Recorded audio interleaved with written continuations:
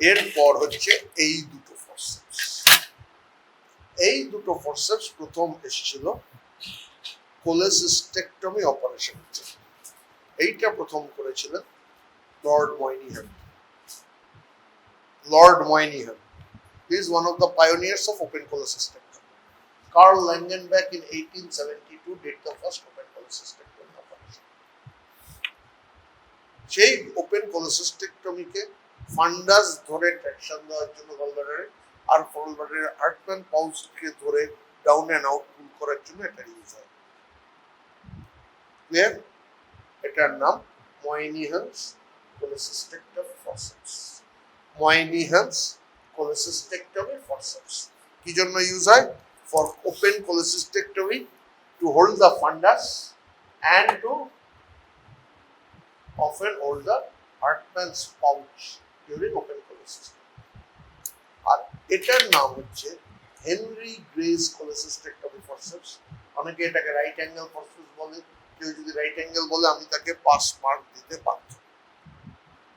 ঠিক আছে? এবার এইটার লেন্থ কখনো এত বড় হয়, কখনো আরো ছোট হয়, এটা আরো ছোট হয়।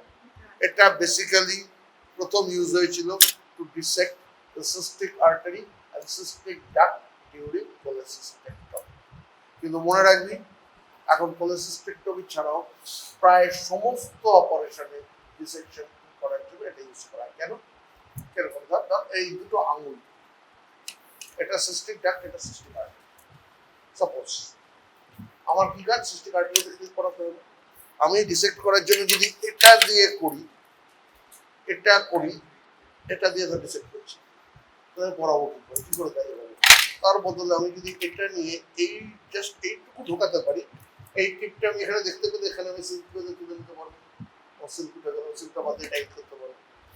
দিস বেন্ড একইভাবে যখন আমি থাইরয়েড করছি, সুপিরিয়র থাইরয়েড আর্টারি কেমন লাইগেট করতে হবে, তো সুপিরিয়র থাইরয়েড আর্টারিটা এখানে আমি তো এরকম দাঁড়িয়ে করছি। এবার যদি আমি এরকম দাঁড়িয়ে এখান থেকে এইটা তোলার চেষ্টা করি, দেখ আমাকে এটা এরকম নামাতে, তবে তো আমার এটা উঠবে। এটা না উঠতে এটা আমি সুন্দর ধরতে পারবো না। এবার আমার যদি তার বদলে ছোট এরকম রাইট অ্যাঙ্গেল থাকে, আমি টুক করে এই ঢোকাল আমার কিছু করতে হবে, তো এই ঢোকালাম আমার হাতটা অনেক কম নামানো নিয়ে যাবে। বুঝতে পারছিস অ্যাডভান্টেজটা কোথায়? অ্যাডভান্টেজটা কথা বুঝতে পারছিস? আর সেকেন্ড হচ্ছে আমি চাইলে একটু দূর থেকে এই পেশেন্টের প্লেনের সমান প্লেন থেকে আমি ডিসেক্টটা করতে পারছি। এটা যখন করবো আমার হাতটা কিন্তু এই ঢুকবে, এতে তলায় ডিপার স্ট্রাকচারসে ইনজুরি চান্স বেড়ে যাবে। আমি যখন এরকম করছি, এর লেগটা লিমিটেড, আমি দূর থেকে ওই একই প্লেন থেকে করছি, তলায় ডিপার স্ট্রাকচারসে ইনজুরি চান্স একটু হলো। This is the advantage. This is used in almost every open operation, be it intestinal resection or stenosis. Initially, it was invented for open cholecystectomy. কি নাম? Henry grace cholecystectomy forceps. কিন্তু কি বললো Henry grey মনে না থাকে, তোরা যদি রাইট অ্যাঙ্গেল ফরসেপস বলিস আমি পাস মার্ক দিতে বাধ্য। ক্লিয়ার? এতেও রাইট অ্যাঙ্গেল বললেও চলবে। আমি grey, Henry grace cholecystectomy forceps। ঠিক আছে? সাহেবদের নাম খুব পছন্দ, মনে রেখে দে। সাহেবদের নাম বলতে পারার মধ্যে কে কে সেই দুর্বৃত্ত? ও পাঁচশো করে রক্ত করে কর দিয়া। ঠিক আছে, একমাত্র মনে রাখতে হবে অ্যালিজার ব্যাপকক।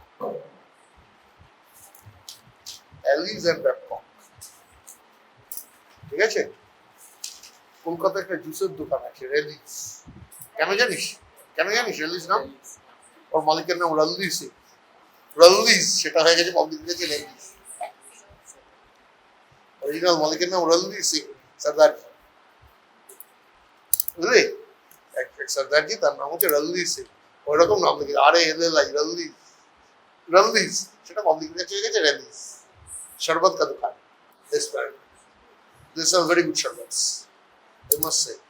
During peak summer, ওদের লস্যি লাগে না, বুঝতে পারিস? এখন আর খাওয়া হয় না, এখন আর ওদিক দিয়ে হেঁটে যাওয়া হয় না। যখন ছোট ছিল হোস্টেল থেকে খেলার মাঠে গেলে হেঁটে হেঁটে ফিরতাম, ও র্যালিজের শরবত খেতাম। এখন ওর পাশ দিয়ে হুশ করে গাড়ি নিয়ে চলে গেলাম, গাড়ি থেকে নেমে আর শরবত খাওয়া যায় না, কারণ ওখানে পার্কিং মাফিয়া লুটে নেবে। ঠিক আছে, আচ্ছা এটা হচ্ছে রাইট অ্যাঙ্গেল ফরসেপস। ক্লিয়ার?